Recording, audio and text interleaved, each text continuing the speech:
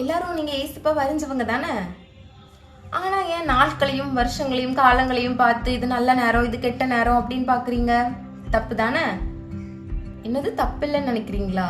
தப்புதான், தப்புதான். ஏன்னா குறி பாக்குறவங்கள சவுல் என்ன பண்ணாரு, விலக்கி வச்சாரு.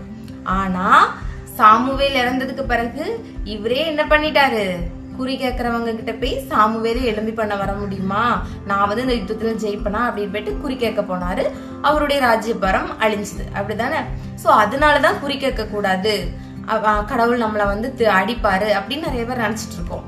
ஆனா கலாத்தியர் 4:4 வரைக்கும் நீங்க ரீட் பண்ணி பாத்தீங்கன்னா தெரியும்.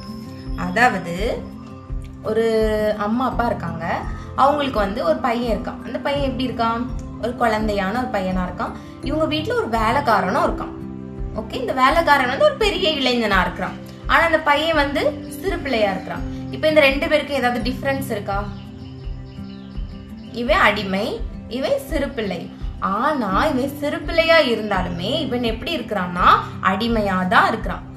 இந்த அடிமைக்கு தெரிஞ்சது கூட இந்த சிறு பிள்ளைக்கு என்ன பண்ணல தெரியல.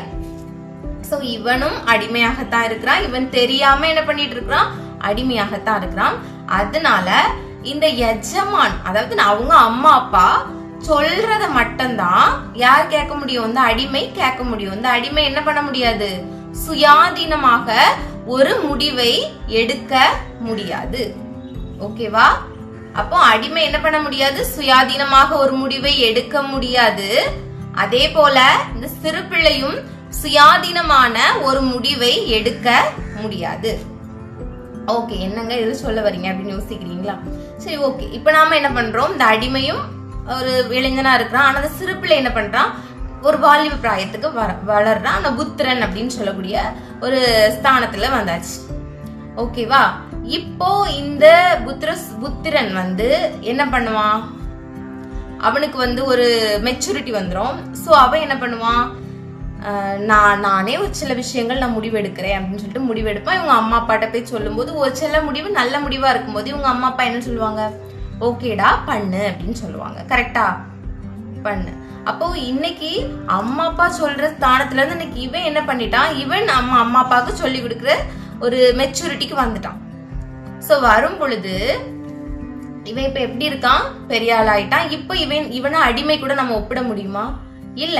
இவனை யார் கூட ஒப்பிட முடியும், இவனை தன் எஜமான், அதாவது அம்மா அப்பா கூட ஒப்பிட முடியும். இவனும் என்ன போல ஒருத்தன், அடுத்தது என்னுடைய வீட்டுல உள்ள எல்லா விஷயங்களையும் ஒழுங்கு பார்க்கிறவன் யாரு, என்னுடைய பிள்ளை அப்படிங்கக்கூடிய ஒரு ஸ்தானத்துல வந்துட்டான்.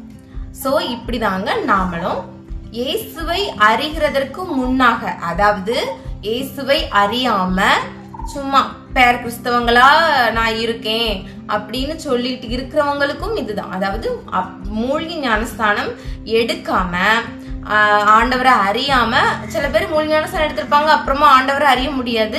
ஆனாலும் அவங்க அப்பா பிதாவைன்னு புத்திர சுகாரத்தின் ஆவியை பெற்றுட்டாங்க. ஆனா அவங்க பரிசுத்த ஆவிக்குள்ள என்ன பண்ணணும், நிரப்பப்படணும்.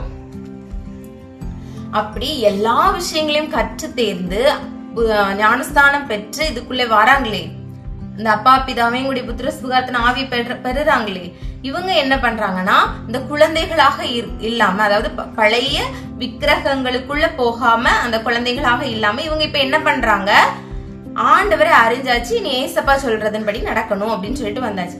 இவங்க இனி என்ன பண்ணக்கூடாது, இந்த பழைய ஏற்பாட்டின் காலத்துல, அந்த நியாயப்பிரமாணத்தின் காலத்துல இப்படி செய்யணும், இந்தந்த சாபங்களுக்கு இந்தந்த மாதிரி பலி கொடுக்கணும், இப்படி பண்ணணும் அப்படிங்கிற ஒரு விஷயத்துக்குள்ள இவன் என்ன பண்ணக்கூடாது, போகக்கூடாது. அதெல்லாமே முடிஞ்சது. அதெல்லாம் என்ன கிரியைகள், டெட்டான கிரியைகள், அதாவது செத்த கிரியைகள். இந்த செத்த கிரியைகளுக்குள்ள நாம போகும்போது நாம எப்படி இருக்கிறோம், மறுபடியும் நாம சிறு பிள்ளைகளை போல இருக்கிறோம். அப்ப ஏசப்பாக்கு எப்படி வரும், கோவம் வருமா வராதா? இன்னைக்கு நீ வளர்ந்துட்ட, ஏன் நீ போய் இருந்துட்டு எனக்கு பால் தாங்க, நான் இப்படி தவழ்ந்துதான் நடப்பேன், நான் ஸ்கூலுக்கு எல்லாம் போக மாட்டேன் இப்படின்லாம் நீங்க சொல்லிட்டு உங்க அம்மா அப்பா மடியிலேயே நீங்க படுத்தே இருந்தீங்கன்னா அந்த வெயிட்டை எவ்வளவுதான் தாங்கிக்கிடுவாங்க. அப்போ உனக்குள்ள ஒரு மெச்சூரிட்டி வந்துச்சு, நீ அடுத்த வேலையை ரன் பண்ணுடா, அதுக்காக தான் நான் உன்னை இவ்வளவு தூரம் உன்னை என்ன பண்ணினேன், வளர்த்தனேன் அப்படின்னு சொல்லிட்டு சொல்லி தருவாங்களா இல்லையா? சோ நாம இன்னைக்கு ஏசப்பாவை என்ன பண்ணிட்டோம், அறிஞ்சவர்களாக இருக்கிறோம். இந்த இயேசுவை அறிஞ்சவங்க இனிமே நாள் பாக்குறது, மாதங்களை பாக்குறது, குறி கேட்கறது இதுக்கெல்லாம் போனீங்கன்னா அவர்களுக்கு என்ன ஐயோதான். ஐயோனா என்ன? ஆபத்து வரும். வெளிப்படுத்தல சொல்லிருக்காங்கல்ல, ஒரு தூதன் ஐயோன்னு அலறிட்டு போகும்போது அதுக்கு என்ன அர்த்தம்? ஆபத்து வரும். அப்ப நாம என்ன பண்ணணும்? ஐயோ அப்ப நான் என்ன பண்ணணும் அப்படின்னு கேட்கும்போது, ஆண்டவரே இப்படி நாங்க ஒரு விஷயத்த கூடி கலந்து ஆலோசிச்சிருக்கிறோம், நீங்க அதை எங்களுக்கு வாய்க்க பண்ணுவீங்களா ஆண்டவரே? இது உங்க சித்தத்தின்படி நடக்கணும் சுவாமி. எந்த நேரத்துல, எந்த நிமிஷத்துல, எந்த நாள்ல, எந்த மாசத்துல, எந்த வருஷத்துல இதெல்லாம் நடக்கணுங்கிறத நீங்க எங்களுக்கு சொல்லித்தாங்க ஏசப்பா அப்படின்னு நம்ம என்ன பண்ணணும்? ஏசப்பாட்ட கேட்கணும். உங்க சித்தத்தின் அதை நடத்துங்கப்பா, உங்க சித்தத்தின்படி நடத்துங்கப்பா அப்படின்னு சொல்லிட்டு நாம என்ன பண்ணணும்? புறஜாதிகள் கூட நம்ம கலவாதபடி ஆண்டவர்கிட்ட கேட்டு ஆண்டவருடைய வழிநடத்துதல்படி நாம நடக்கணும். சோ இதுதான் நாட்களையும் மாதங்களையும் காலங்களையும் நீங்க பார்க்காதுங்க.